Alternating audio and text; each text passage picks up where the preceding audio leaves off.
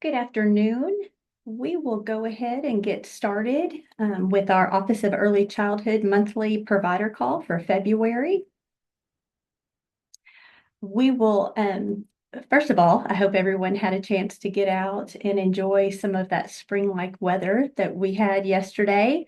It's calling for another round of cold, icy snow next week. So I guess we can just enjoy it while we can. And I hope everyone stays healthy and can dodge some of the sickness that is going around. But today we're going to start with the early childhood review of the curriculum, the approved curriculum list. We were going to start a review process, and the Office of Early Childhood will identify and approve high quality early childhood curriculum for our birth to pre-K age children.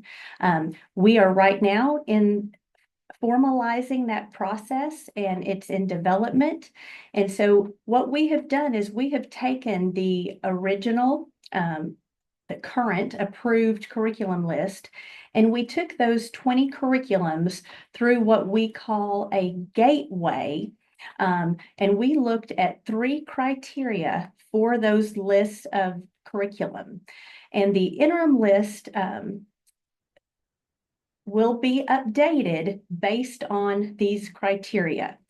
So the criteria that we looked for was making sure that that curriculum was comprehensive, meaning that it did not just focus on one domain, but in order for it to be considered comprehensive, it has to address multiple domains that are in our child development and early learning standards.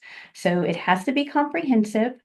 It has to have a scope and sequence, meaning that the curriculum is organized with a developmental scope and sequence that includes the plans, materials for those learning experiences, and they're based on developmental progressions.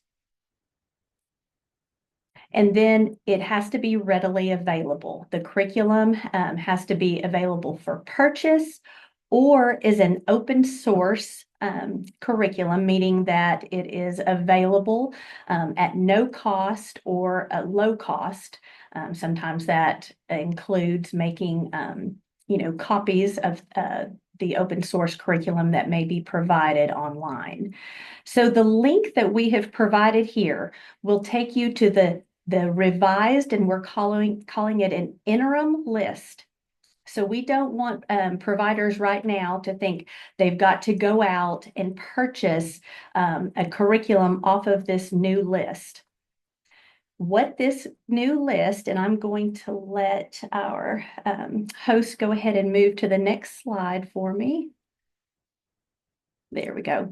So the new list has been condensed, and this interim list, all of these curriculums that are listed here meet those 3 criteria. But the interim list means if your program is considering purchasing a curriculum, we ask that you use this list currently. Now, this list will change and be updated as we go through the curriculum review process. So again, this is what we're calling an interim list. That does not mean that you have to begin right now using a curriculum off of this list. If you are using a curriculum that is not listed here, you can continue to use that curriculum. The process for the review, and before I get to that next slide, I want to let you know that the links on the Office of Early Childhood webpage, we had the approved curriculum list linked to licensing, the child care licensing webpage, as well as the Arkansas Better Chance curriculum webpage. So those are where you can find this interim list. And if you can see, there is a QR code as well that can take you to that. Each of those interim curriculums have a link to take you to the publisher website. It also gives you, if it is a birth to 5 curriculum or if it's a pre-K curriculum only. Someone asked, do you have to purchase separate curriculums if you are serving infant and toddlers and pre-K? And it is a local decision, but what we would hope is that it would be, a curriculum that would cover that whole age span of children that you provide services for. So you can see, let me go back one. Yeah, you can see that there is on this list a open source curriculum, Core Knowledge, and what that means is it is a free curriculum that is available to early childhood programs. And so we have had our Adventures in Learning curriculum on here as well. That was a state curriculum. Now, that curriculum did not meet those first 3 criteria for making the interim list. That does not mean that we have to have all of our programs that utilize the Adventures in curriculum to do anything at this point. You can continue using that. And then either on the next slide, this will show the timeline for the review process.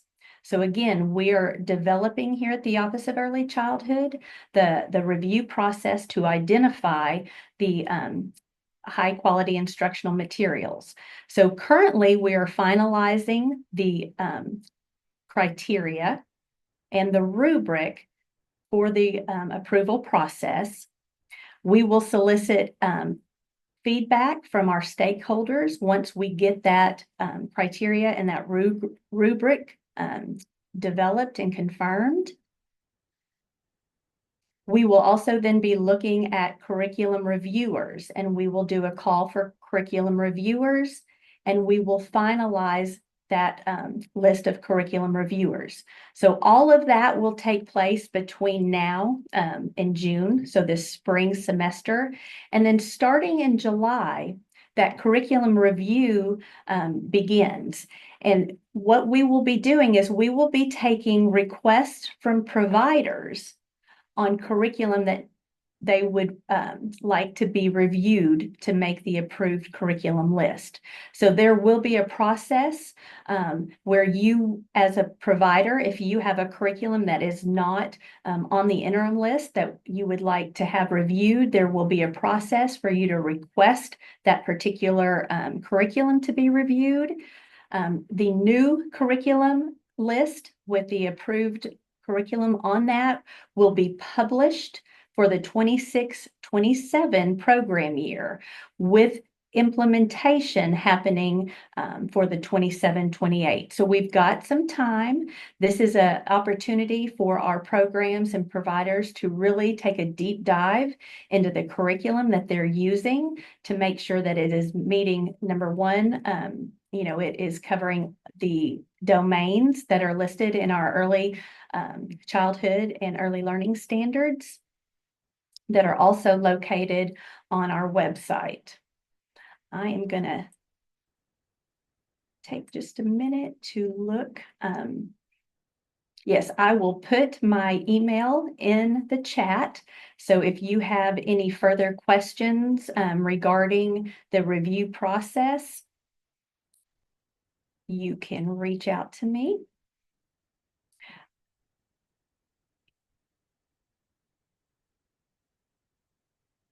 Thank you, Kelly. Kelly Hilburn has listed my email address in there for those of you that may have additional questions regarding the early childhood curriculum review process. And I will stick the interim list. Okay, it looks like Kayla has already taken care of that for us. That has the direct link. And I will look at that creative curriculum, and if that is something that we need to revise on that published interim list, we will take care of that. And the Adventures in Learning curriculum, they will be looking into updating to make sure that it meets the criteria. And if it does, then it will be submitted for review. All right, well, I am going to stop there. I'll continue to address some of the questions in the chat as our next section with Mr. Hunter. We'll start with the child and adult care food programs.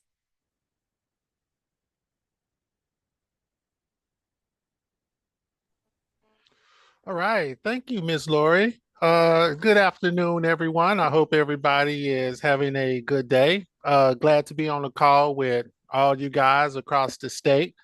My name is Perry Hunter, and I'm one of the program administrators here with ADE under the Special Nutrition Program.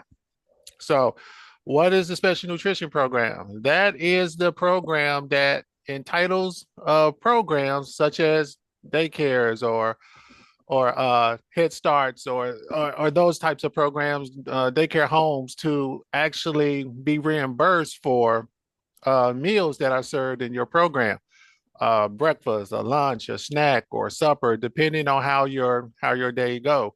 So right now we are the new kids on the block with Arkansas Department of Education. We made that move by way of the LEARNS Act just over a year and a half ago. So we made that move from DHS to ADE. Now, with that move, is something crazy happened. We got a brand new system. So that seems like it's the theme going on around here now, that everybody gets a system. Uh, so we're no different. So just letting you guys know that up front, because at this point, everything is going to be done on that new system. Okay. You so right now I'm gonna talk to my existing providers who are currently on directly with the state. The website for the new system is located on the slide. So all the new, all the existing providers that we have, you guys must do all of your business on the new system. You should not be able to go back to the old S&P system. If you do, you should get a message letting you know that that system is no longer operative. That you need to go to the new system. Now, if you are having trouble with the new system, and this is still existing providers, please contact your application coordinator or contact myself so that we can get you guys taken care of, because we new applications opened up October 21st, October 1st of 2024 for the 25 year. So we still have a number of those existing providers who have not completed their application. So since I have an audience with you guys, I need you to get into the new system. If you don't know how, if you're having difficulties, please contact our office so that we could get you back going, get you set up, so that you can complete that application. Because if that application is not completed, you cannot bill for any meals starting in October. Okay. So you want to make sure you get that application completed as soon as possible, because you are familiar with the 60-day notice that has to go out for claims. You have 60 days to submit those claims. So if you look at it from October and you haven't gotten that done now, you are definitely in violation of potentially not being able to utilize that October claim. But give us a call, talk with us so we can get you going. We have trainings that are going on within around the new system so that it can get people adapted to operating the new system. Those system trainings typically happen every Monday. We usually do it by seasonal dates. Right now, we are in the midst of starting our SFSP program, and that's the summer program. So a lot of those new system trainings have been developed and ready for those programs who are going to operate summer. But if you are needing that assistance with navigating the training, we are here to help facilitate that. Uh, we actually have modules that you can look at that can actually help walk you through it. And of course, you have your application coordinator. Okay. Next slide, please. Now, that was for the existing providers. Those are providers that are already on the program, already navigating and submitting claims. Now, for you guys who are not part of that, not part of the food program, here's a way that you can be a part. There are two options that you can utilize, depending on how long you have been in business. Uh, you can come directly on with the state. Now, you must request an application to participate, and you would do it by logging into that website to the left there. You must have a complete application in order to be on the program. You must be trained. All training will be provided by the special nutrition program. Those times are set. You will have an application coordinator that will work with you in getting your application done. And also, we have a training unit that will help you with the initial training and getting you guys on the program. Uh, Make sure you know this, all you new people, is that your application must be approved before you can start billing on those meals. So what does that mean? Say, for instance, you apply for the program this month. You get approved on the 14th. You will be allowed to bill for meals starting the 14th to the end of the CACFP session. Okay. So once your application is approved on that date, that is when you will be eligible to start submitting claims. Okay, that's the first option, coming directly on with the state. The second option is what we call our unaffiliated sponsors. Now, unaffiliated sponsors are basically a go-between the state and the provider. With a sponsor, that sponsor actually works a lot closer with you than the state agency. Okay. They will ensure that one, your application is completed because they are the governing authority over your over your over your over your program. So they will ensure that the information that is needed for the site applications are completed. They will make sure that you are trained in a way that you can understand what the operations of the program is and what the administration part of the program is. They have authority to actually impose adverse actions on you. Now, what are adverse actions? Adverse actions are those things that can happen where, remember, this is a food program. It is based off credible meals that are served. So if you serve something that's not credible, say it's like Lay's potato chips, and you serve those things for a snack, that is a non-credible food item and cannot be used on our program. Okay, so the sponsor will recognize that. So whatever meals that were served with those potato chips, those meals will be disallowed, and that's what we call an adverse action. Okay, so make sure everybody knows that. Now, the the sponsor actually there's a charge for this. It's not free. With the state, you can come on, 100% of your reimbursement stays with you. But if you're operating under the sponsorship of an unaffiliated sponsor, that sponsor is due up to 15% of your total reimbursement. So If you got $100, they will get $15 of that for administrating the program or basically overseeing your program under their sponsorship. Okay. So that is the second option. Next slide, please.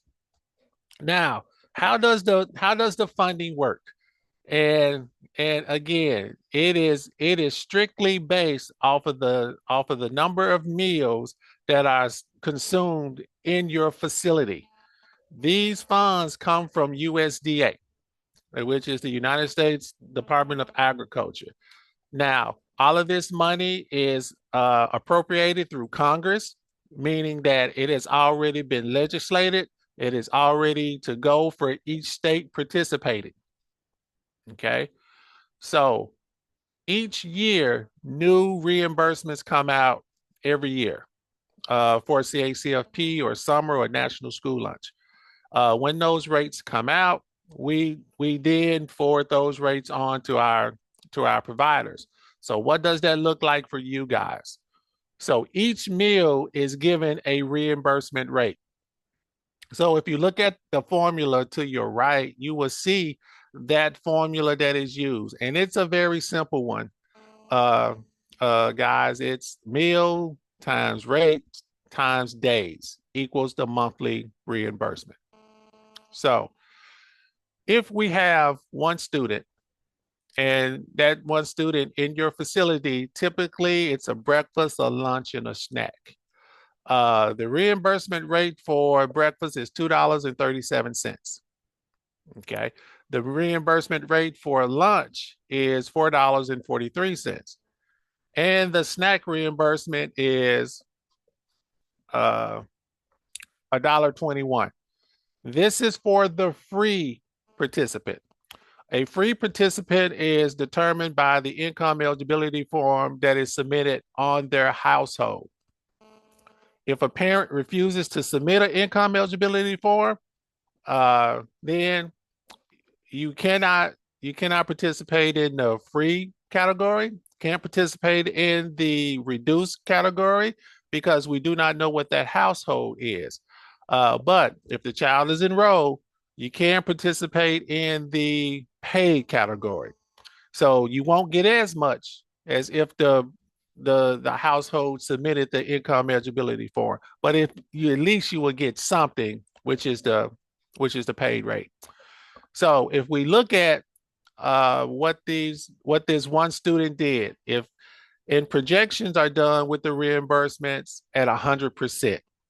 Okay. Now we all know that our students don't show up at 100% every day. You get close, but it's probably not 100% every day. So when you look at the projected rates and see what that one child will get for one child that is free, that totals out to $184.23. Now you will times however many children you have at the free rate. Then of course your reimbursement for the reduced and the paid will be accordingly. It will be the same thing.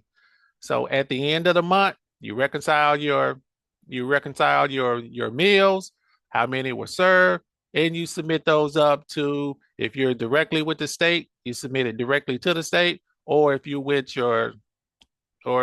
elect to be with a sponsoring organization, you send that information directly to the sponsor.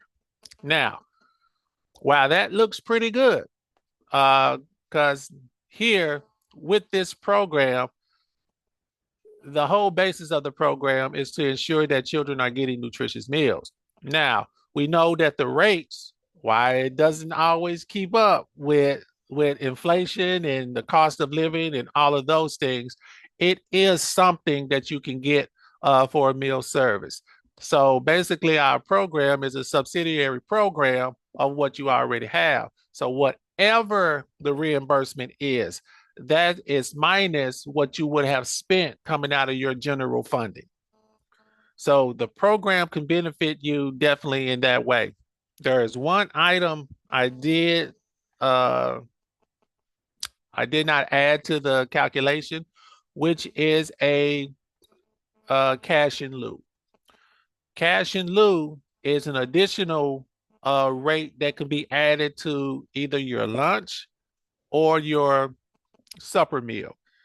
This year's rate for cash in lieu is 30 additional cents. So your lunch or your supper, instead of being $4.43, it will be actually $4.73 because of that additional funding that comes in lieu of commodities.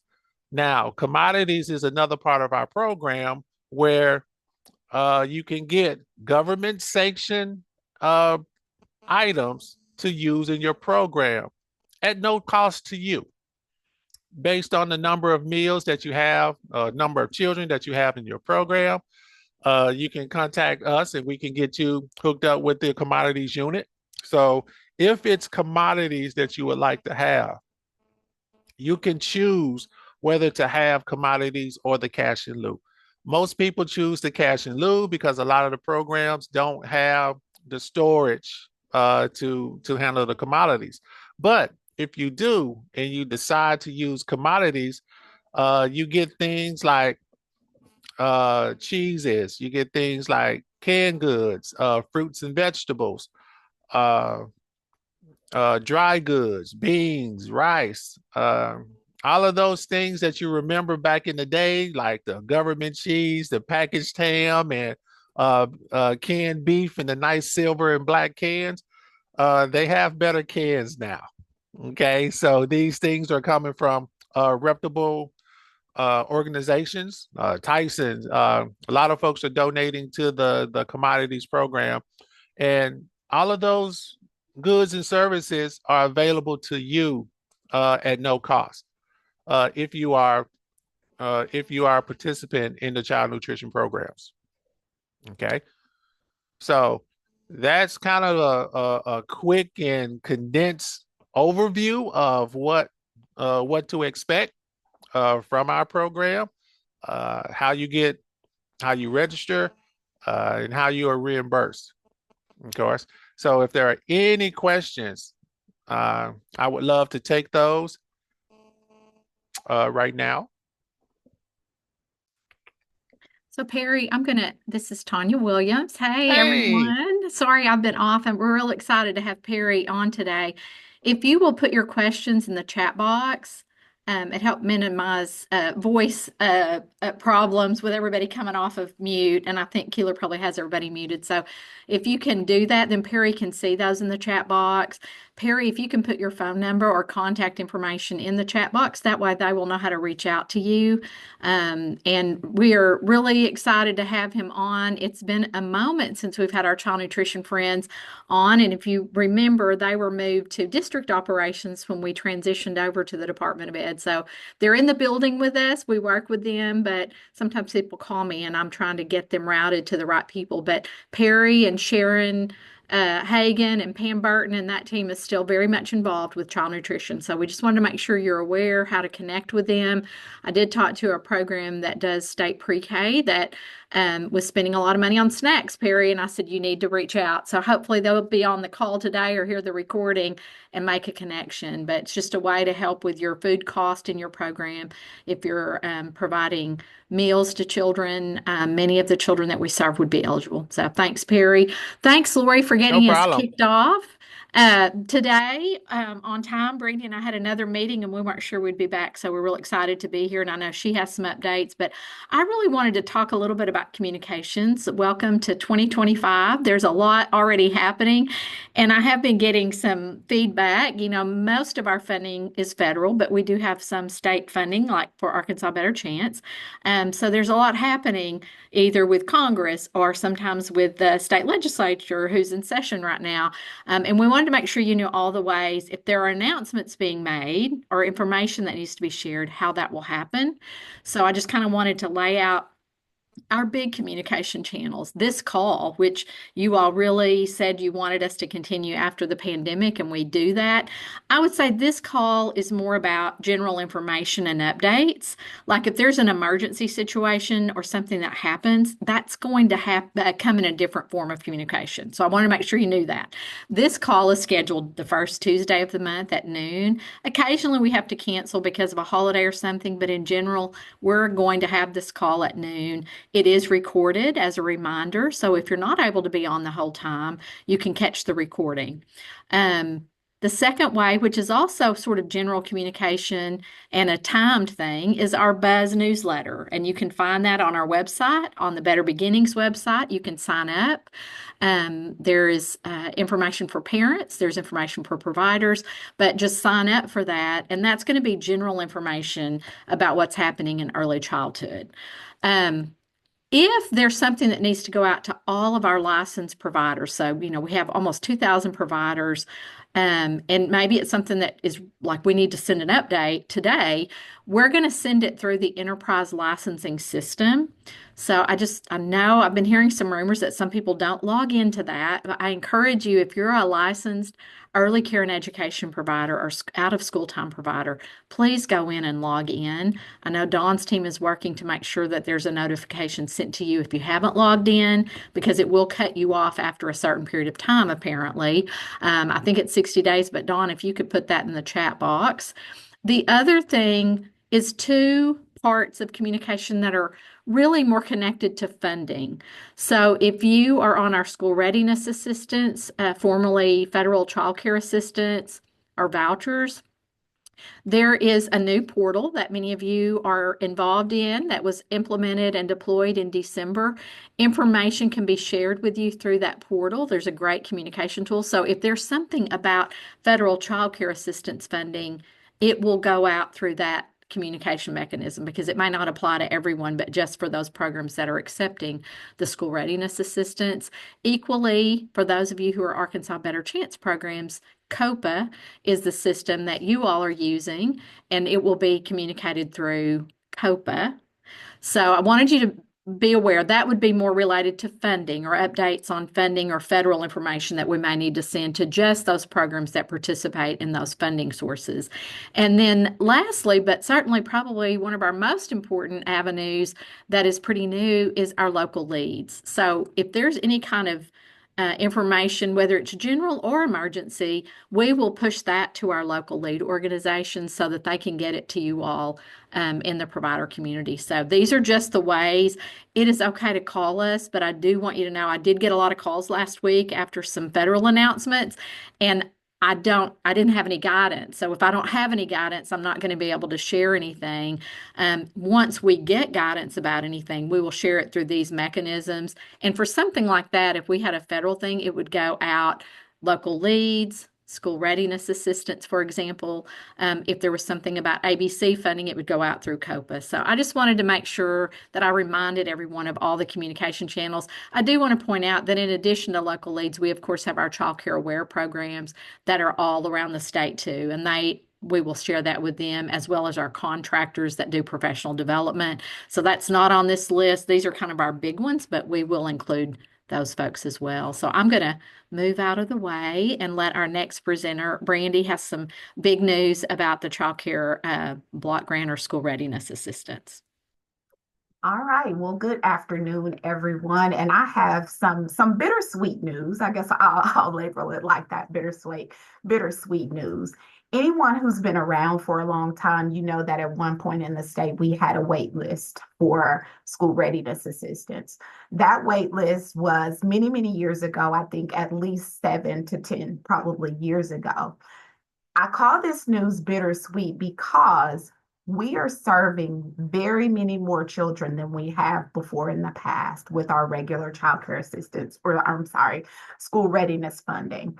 And so we have come to that place where we're going to have to place eligible families on a wait list.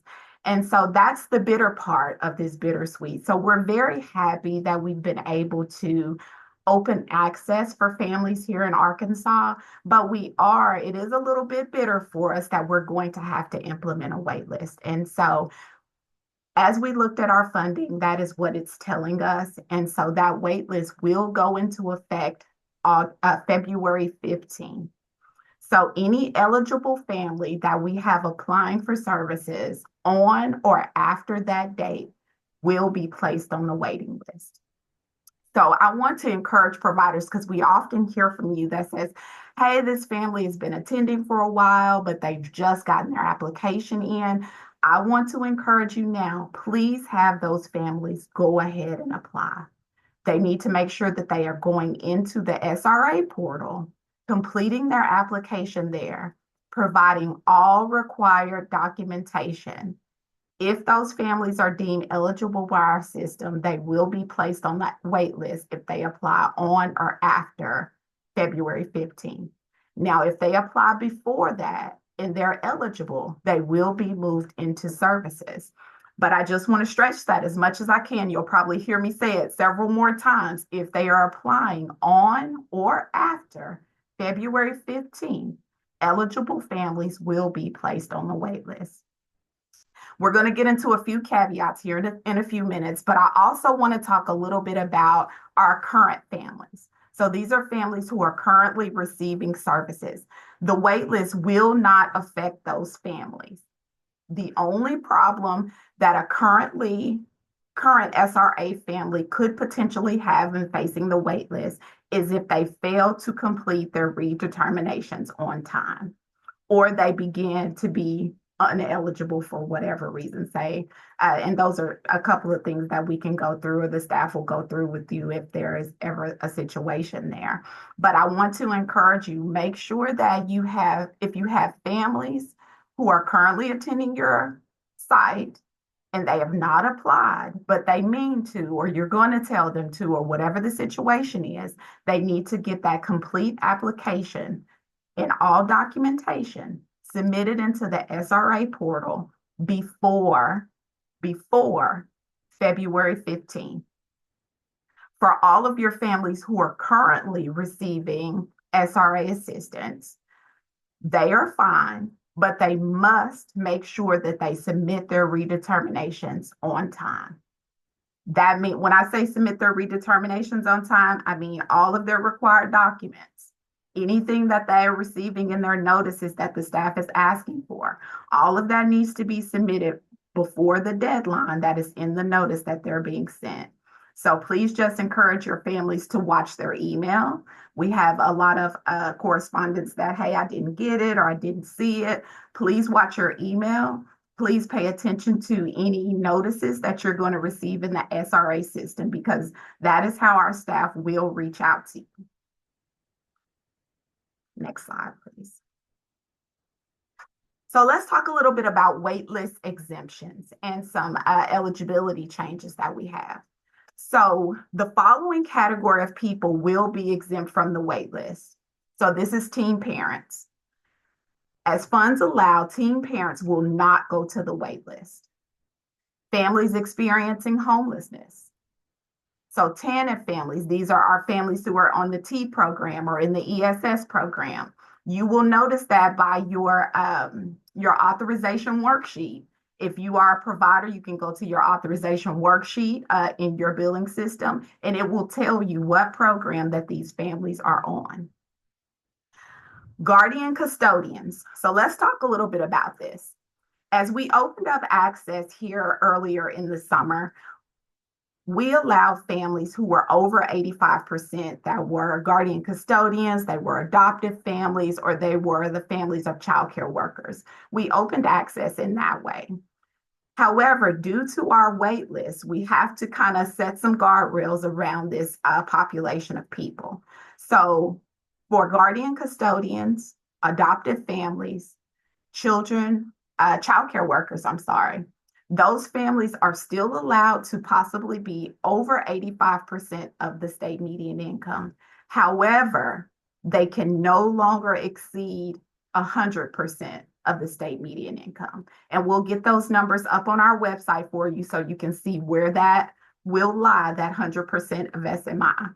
But that is something that we've put around guardian custodian adoptive families, and childcare workers. We still want to serve those population of people. They still are exempt from the wait list if they fall into this category.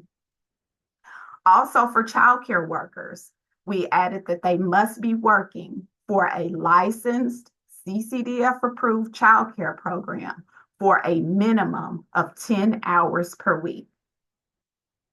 So I want to repeat those things for guardian custodian, adoptive families, childcare workers.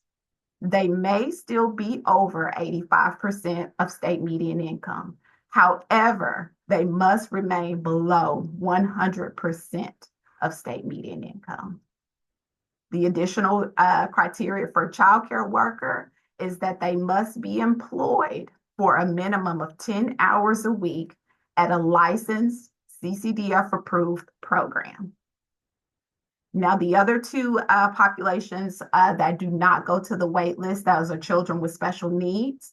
If you feel like you have children that fall into our criteria, into that category, you can work with our staff and they'll give you all that criteria and you can work to see if that family will qualify. In addition to that, children transitioning from foster care. So that's our bittersweet news. This is leaning a little bit more towards sweet. So we heard from a lot of you that it's like, we need professional development days in CCDF programs. So you've asked and we've answered. That has been approved. We're going to let Patricia Johnson talk a little bit about what this entails. Happy Wednesday, Tuesday.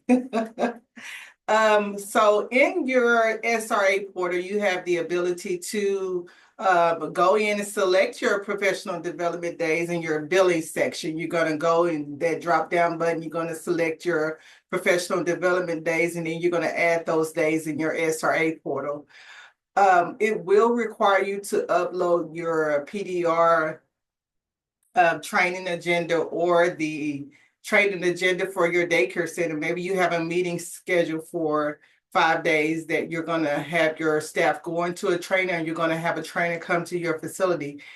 Just upload that agenda in that locker, your digital locker. You do not have to have pre-approval for those days. You just select your 5 days, make sure that documentation has been uploaded, and you can go in and bill for those 5 calendar days.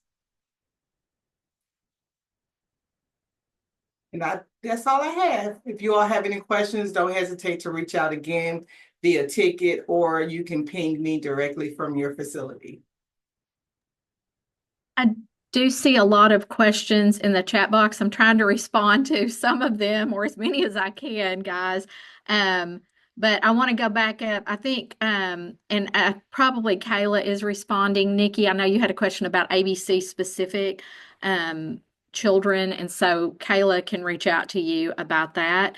I will, as Brandy said, it's exciting and it's a bit bittersweet, but we have had a wait list. We had a wait list the first 14 years I worked at the Department of Human Services in the Division of Child Care. So it's not, and a lot of states maintain a wait list. The good news is we are serving more children, which is really exciting. And we've opened up access to a lot more children. So it's not a bad thing, guys. But just bear with us. There are questions about sort of going forward, like summer care for young children who may be in ABC. We will be working on and posting information on the website if it hasn't already been posted today, including a frequently asked question. We may take some of your questions from today and add those so that we will equally be covering those.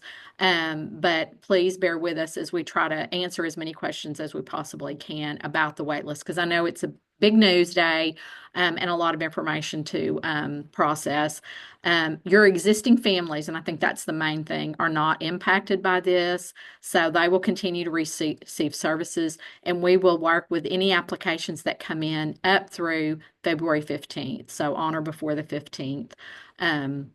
To make sure that those families who submit everything and are eligible receive those services. I want to make sure Brandy and her team has enough time to respond to as many questions as we can. We will work with our local leads, so please know on some of these questions, the FAQ related to the waitlist, all of this will be available through your local lead. So we're going to keep pushing that. You know, they're your contact. They're going to be your local contact, and we will be sharing with them and making sure they have all the information to share with you and communicate with you any news about that. And I will equally say that, you know, our goal is to serve as many children as possible. It always has been. As we move forward and we are able to serve more children, we will make those announcements as we can through our local leads and through this call, if we're able to add children at any point in the future. But we'll be monitoring that monthly and making sure as we spend our resources that we will know when we can add children. And that happens sometimes because children age out, move, do not need the services any longer, become ineligible. So if you have questions about how long, we had a wait list for 14 years before. Sometimes we move people off of it, but it can last for a long time if there's not additional funding. But we will try to work with you and keep you updated on how we can, when and how we can add more children and families who are eligible. Our next meeting is March 4th at 12. And again, look for news about the wait list on the website and through your local lead. We will be pushing that to them, pushing that out today and to our local leads. I think we have a call with them, so we'll be making sure they have all of this. I know this can be overwhelming, but please stay calm. Serve children, serve the children that you do have. It's our job to make sure that we are good leaders and good stewards. And so I think this is a very exciting time to be in early childhood. So don't get too distracted by the wait list. It is a normal function of the federal block grant, and it's not uncommon. A lot of my state colleagues in other states have a wait list, so it's not unusual. And it is exciting that we were able to serve and add so many more families in the past year. So just hang in there, and hopefully we'll be able to keep it moving as we go forward. Again, have a great day. Enjoy the weather. Hopefully we'll have a few more days of warmer temperatures. But as Lori said, maybe the cooler, it's, as we say, the first spring at my house. The first spring may be here, but there'll be the real spring later. So just hang in there, guys. And thank you. And look out for the FAQ. And if you have real specific questions, you can reach out to your local leader. You can reach out to myself or Brandy, Patricia, and our team, and we will try to help get you the answers that you need. Until then, take care.